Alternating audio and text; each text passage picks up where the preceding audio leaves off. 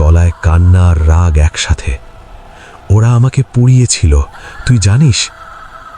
আমি পালাতে চাইলাম, কিন্তু পা নড়ল না। আমি শুধু ডাক দিই, যারা আসে তারা আমার সাথে থাকে, আর কখনো একা থাকি না।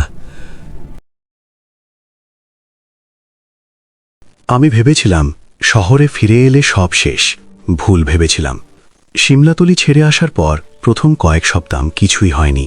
কলেজ, পরীক্ষা, বন্ধু সব স্বাভাবিক। শুধু রাতে ঘুম ভাঙত অকারণে।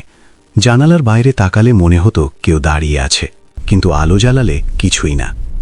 এক রাতেই সব শুরু হয়। রাত ৩টে নাগাদ ফোনটা হঠাৎ বেজে উঠল।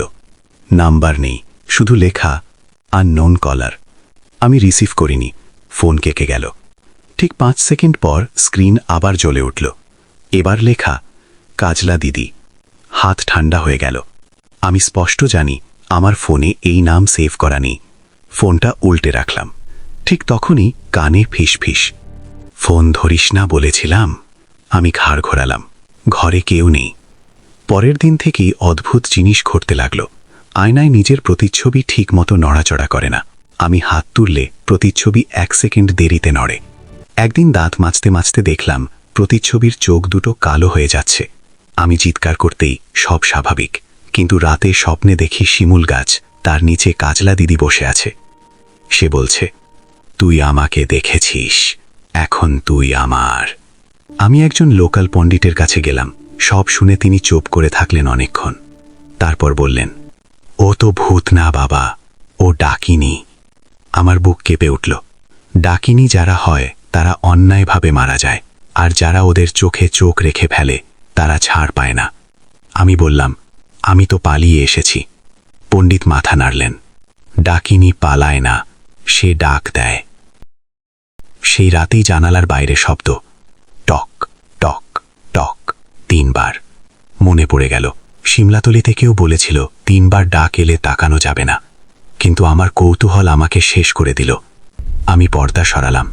ও দাঁড়িয়েছিল শহরের ফ্ল্যাটের বারান্দায়, পা নেই, চুল উল্টো দিকে ঝুলছে, আর চোখ একেবারে ফাঁকা গর্ত।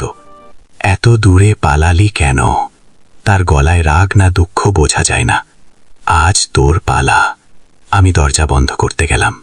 ভুল করলাম। দরজার ভেতর দিক থেকে কেউ ধাক্কা দিল। না, ধাক্কা না, ভেতর থেকে হাত বেরোতে লাগলো।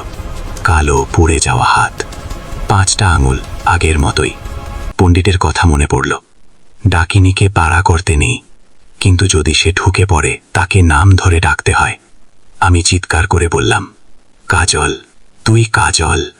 হঠাৎ সব থেমে গেল। তার মুখ বিকৃত হয়ে গেল। এই না, আমার নিস না। সে চিৎকার করল। কাঁচ ফেটে গেল। আমি অজ্ঞান হয়ে গিয়েছিলাম। সকালে হাসপাতালে উঠলাম। ডাক্তার বলল, আপনি ঘুমের মধ্যে দরজা খুলে বারান্দায় চলে গিয়েছিলেন, পড়ে যেতে যেতে বেঁচে গেছেন। কিন্তু আমার হাতে 5টা কালো দাগ, নখের মতো। এখনো মাঝে মাঝে ফোন বেজে ওঠে। এখন আর নাম দেখায় না, শুধু একটা ভয়েস মেসেজ আসে, একদিন তুই নিজেই দরজা খুলবি। সবাই খোলে। আমি জানি সে অপেক্ষা করছে, কারণ কাজলা দিদি একা থাকতে পারে না। আর আমি ইতিমধ্যেই তার ডাক শুনতে শুরু করেছি।